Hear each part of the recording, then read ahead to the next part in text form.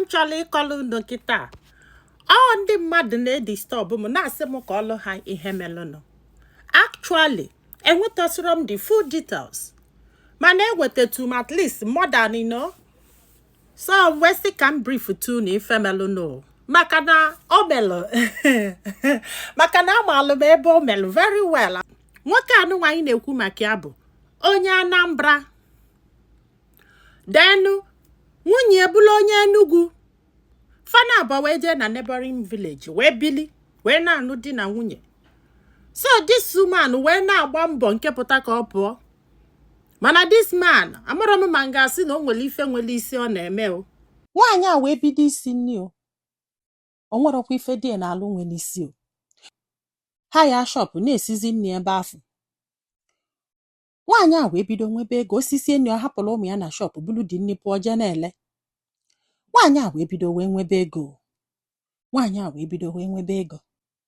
Aka na-ekwu ogo freezer. Ihe o nwere ubi bụ freezer ịtọ ma wheelbarrow, ihe niile from A to Z. Manụ na-amazi ihe bụ nsogbu o.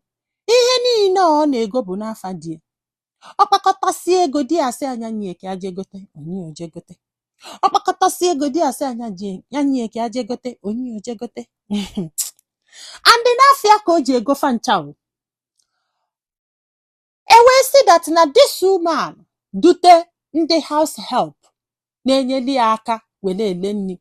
Ife aka die ga na-ada ha amụsụ kwa abalị. Ya na-edi, ya ga-amasị alụ na-edi. N'ọbụrụ dị nke afọ bụ nsogbu, na nke bụ nsogbu bụ na ihe ọ na-akụ ya. Ihe ọ na-akụ ya ọkụsị anya, nne ka enu anya ya ga-ara. Ọkụsị anya ọ chụpụ ya n'ụlọ ya na-akwụgharị. N'onwe bọsị ọ chọrọ ịtọgbu ịtọ die na-akpali ya anwụsịgo bọsị afọ. Mgbe o ji wee hafịa ya na-akpali wee jee weta mma. Ya mara ma ọ chọrọ igbu ya that day. Wee see mma ọ ya egbu ya dị ya nwaanyị wee tie aka wee welu mma akpọwa nwa aka ụzọ na-abụ. Chai! Ọ sị m nne, edulu nwa jebe ụlọ ọgwụ jesie. Nwaanyị wee nọgide si na ya chọọ moto ya ga-eji wee na-ele nni. Di esi anya weta ego ka aje goteli ya. Onye ego o je gote moto logo Hilux bunete.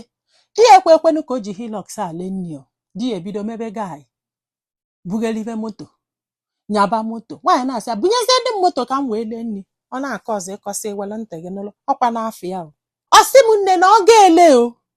Na ọ ma ngwa dị anybody like ọ ma ngwa nwunye enyeli ego no o jele datin n'isi eli ego before nwunye wee malụ na elelo datin.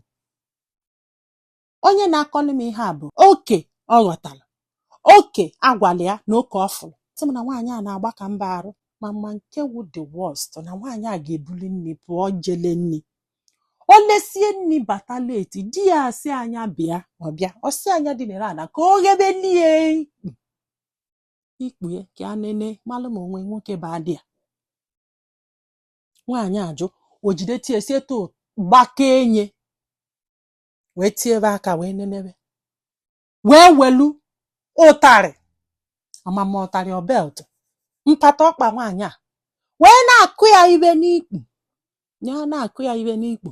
Kedu onye balụ n'ikpu? Kedu onye ọ na-akụ nwaanyị a ibe na ngada nọ na mma akọta ofu mbọsị, mma akọkata ofu mbọsị kọta ofu ikpu nwaanyị ka ị na-akụ ya ibe mpata ọkpa ya niile. Si na ọka ịmalụ ma nwoke ọbala. Nwoke enunwa a na-agwa gị wụkwa ibe anọ na sket. Pịa nwoke ele moto ni nwaanyị agụrụ na-agwaghị nwaanyị. Nwaanyị na-asị agada ebe moto dị na ọ dị na mekaniki, from mekaniki ọwụ na olego moto. Hey! Nwaanyị a wee be nne ya wee sị oke na ya chọrọzi moto na ya chọọ ka ya je gote meshin ka ya wele meshin wee mebe. Nwaanyị a wee gwa di na ya chọrọ ije gote meshin. O wee sị anyị ego. Nwaanyị wee sị awa na nchọ ka nsolugu je mala ebe a na-ego ife awa. O wee dulu nwaanyị wee jebe Nnewi. Wee luo Nnewi. Ha wee fu meshin ha chọrọ igo wee sie nye ọnụ. Ewesị nwoke na-ele meshin wee sị kedu onye a ga-ede afịa. Nwaanyị wee sị de afịa. Di esi ya for what? Nwaanyị wee sị ya na ya ma na-akpatasị ya wele afa gị go mgbe ị ga-ele ma ga-agwa na m gaa na ele moto mee so many things without telling me maka na nji afa gị ego akwa ịfụlọ nke a na-afa m ka a ga-eji wee gị fana bụ ebidokwa isi okwu n'afịa ọ sị m ịgbago n'owe nyibe ọnụ ụmụ nwoke wee pụta wee sị isi na nwaanyị na-ego ihe a nwaanyị na-ego ihe wee na-asị ya tinye afa gị agwa ụmụ nwoke labazianị anya nebezienị anya ma usu na-ene oke o wee nọ nwayọ wee were afa nwaanyị wee gosie ebe afọ ka esemokwu nya nke a mụrụzi ka esi eme nọ wee bido ihe agbaka this man isi ihe a pụọ this man ala maka gịnị onye ka ọ bụ maka gịnị ọ sị m nne nwoke wee bido nwaanyị a megharara m ọkụ ya nwaanyị a megharara m ọkụ ya olu that day nwaanyị wee pụta chọọ ka o bulu mechin wee jee afịa ọ sị ya na o nwere ebe o bu that mechin eje nwaanyị wee sị ya ka ị maka ihe ọwọ sị ya na ekwugo na o nwere ebe o bi eje ebe ọ kala o bu wee go mechin n'afịa a na-ekwe ọkụlụ mechin egwu a na-ekwe ọkụba nwaanyị ihe nwaanyị wee mere ọsọ wee gbafe a ga-egbu ọsị na ya ga-egbu ya maka na ya ma na ya nwere nne na ya nwere nna na mami ya ngwo papi ya ngwo na ya nwekwa ụmụnne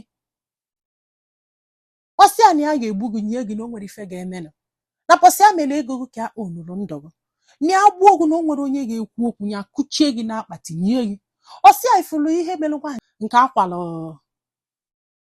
fuel wee mụ inye ọkụ nnọọ ife ya ga-eme gị na one day na ya ga-amụ ihe ọkụ na ọ bịa nwere ife ya emenụ nwaanyị wee sị o wee kwụsị anya bọsị ahụ mechin daa o were ihe kụwasịa glaasị mechin nwaanyị wee gbala ọsọ wee gbapụ for 3 months o kwere ka nwaanyị abata so shop nwaanyị bido n'ịda nwaanyị wee were ego wee nye ụmụaka sị ha ọ bụrụ na unu pụta ụtụtụ sienu nri na-elesi ndị kọstọma m adị ya nwaanyị ebidokwe maka ya na adị ya nwaanyị ka ọ kpọsịrị asị maka na nwatakịrị na-azọ nri wee bido siwe nri n'ebe shop ebidokwe na-ebu ebe mami ya nọrọ papi ya wee fụta wee jụbịa ya sị ya kedu onye nyere ego o ji esi nri o wee sị na ọmami ya ọ sị m na ihe enyelie bụ 80,000 nwoke nali ya dị 80,000 sizie ọ sị m nne na ya mụrụ na di enwere ebe ọ na-abụ lee ihe a ọ na-apaje ọ bụrụ na nke nwaanyị ọzọ na ka a na-akọlụ m ihe a na